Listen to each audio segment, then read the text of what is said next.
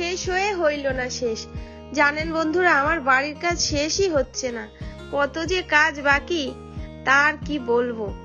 তো আমি শ্রাবস্তী চলে এসেছি আজকে আমার বাড়ির ভিডিও নিয়ে। অনেকদিন হয়ে গেছে বাড়ির ভিডিও আপনাদের সাথে শেয়ার করা হয় না, কত দূর হলো কি হলো, তো সেটাই আপনাদের সাথে জানাতে আজকে এসেছি। মূলত ভিতরের দিকটা প্লাস্টার হয়ে গেছে, এখন বাইরের দিকটা প্লাস্টার হচ্ছে, আর সামনেটাও প্লাস্টারের কাজ চলছে এবং সেই সঙ্গে নকশার কাজ।